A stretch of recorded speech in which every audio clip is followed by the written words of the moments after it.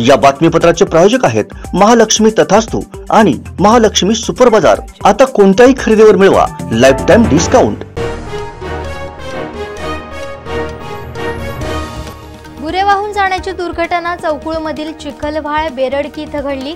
हे समजताच अशा दुर्गम भागात रात्रीच्या वेळी तहसीलदार पाटील यांच्यासह अन्य सहकारी पोहोचून त्या घटनेचा पंचनामा केला।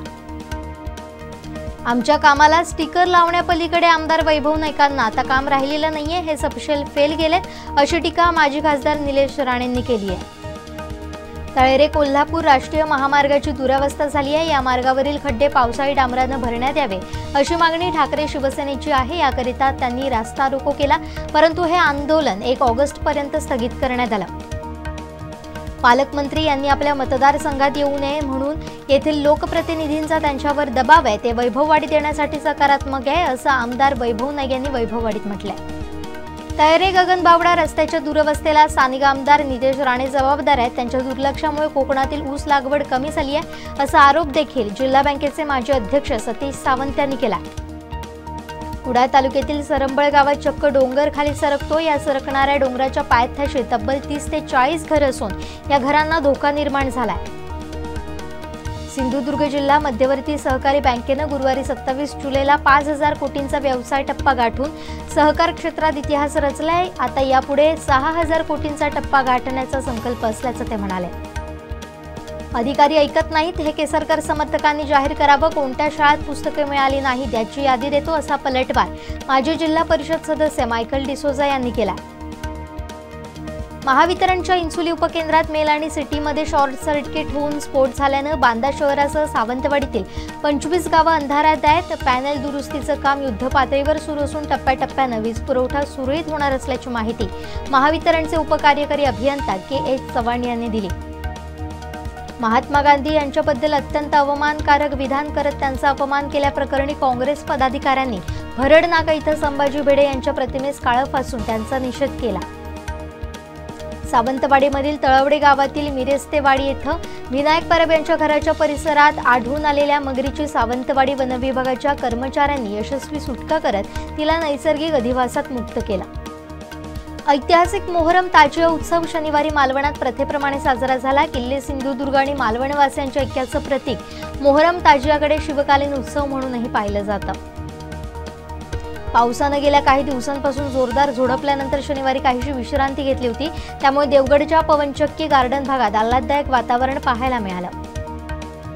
शिवप्रतिष्ठानचे संस्थापक संभाजी भिडे यांच्या विरोधात अखेर गुन्हा दाखल झालाय। राष्ट्रपिता महात्मा गांधी यांच्याबाबत केलेल्या वक्तव्याप्रकरणी त्यांच्या विरोधात हा गुन्हा दाखल झालाय। राज्य दहशतवाद विरोधी पथकानं रत्नागिरी जिल्ह्यातून एकाला अटक केली आहे। कोथरूड पोलिसांनी पकडलेल्या दोन्ही दहशतवाद्यांना आर्थिक रसद पुरवल्याचा त्यांच्यावर आरोप आहे। मुंबई गोवा राष्ट्रीय महामार्गावरील परशुराम घाटात नव्यानं केलेल्या काँक्रिटीकरणाला जागोजागी तडे गेलेत, त्यामुळे काही ठिकाणच्या भेगाही रुंदावल्या। भाजपनं राष्ट्रीय कार्यकारिणीत मोठे बदल केलेत। भाजपनं एकूण 13 राष्ट्रीय उपाध्यक्ष, 9 सरचिटणीस आणि 12 सचिवांच्या नावांची घोषणा करण्यात आली आहे। विशेष म्हणजे महाराष्ट्रातून विनोद तावडे, पंकजा मुंडे यांना कायम ठेवण्यात आलंय। नाणार इथं होणारा देशातील सर्वात मोठा रिफायनरी प्रकल्प आपल्याला मिळावा म्हणून पाकिस्तान प्रयत्न करत आहे। उद्धव ठाकरेंनी नाणारला विरोध करून सरळ सरळ पाकिस्तानला मदत केली का, असा सवाल आशिष शेलार यांनी उपस्थित केला। राज्यात पुढील 3-4 दिवस पावसात घट होईल, त्यानंतर 2 ऑगस्टच्या आसपास राज्यात पावसाचा जोर वाढण्याची शक्यता असल्याची माहिती पुण्यातील हवामान विभागाचे प्रमुख कृष्णानंद होसाळीकर यांनी दिली आहे।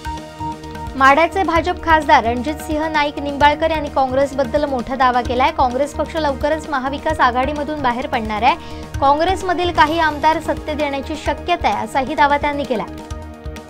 गेल्या 5 वर्षातील वाघांच्या मृत्यूबाबत धक्कादायक माहिती पुढे आली आहे। या काळात राज्यात तब्बल 24 वाघांची शिकार झाली असून 115 वाघांचा मृत्यू झालाय। संभाजी भिडेंनी केलेल्या वक्तव्यावर प्रतिक्रिया देताना महात्मा गांधींचे पणतू तुषार गांधी यांनी संतप्त प्रतिक्रिया दिली आहे। संभाजी भिडे फक्त एक सोंगाडे असून त्यांना दिलेली स्क्रिप्ट सादर करत असल्याचं तुषार गांधी म्हणाले। महाराष्ट्राची हास्य जत्रा हा कार्यक्रम पुन्हा आपल्या भेटीला येणार आहे। 14 ऑगस्ट पासून ही मालिका पुन्हा सुरू होते। तामिळनाडूच्या कृष्णागिरी जिल्ह्यात शनिवारी सकाळी एका फटाका कारखान्याच्या गोदामात स्फोट झाला। यात 8 जणांचा मृत्यू झालाय तर 10 जण जखमी झाले।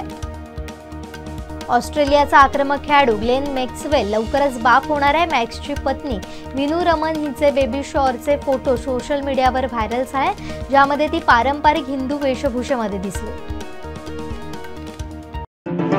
या बातमीपत्राचे प्रायोजक आहेत महालक्ष्मी तथास्तु आणि महालक्ष्मी सुपर बाजार। आता कोणत्याही खरेदीवर मिळवा लाईफ टाइम डिस्काउंट। आमचे दिवसभरातले सर्व अपडेट्स, ताज्या घडामोडी आणि थेट लाईव्ह पाहण्यासाठी सबस्क्राइब करा, लाईक करा कोकणचं नंबर 1 महा चॅनल कोकण 7 लाईव्हचं YouTube चॅनल।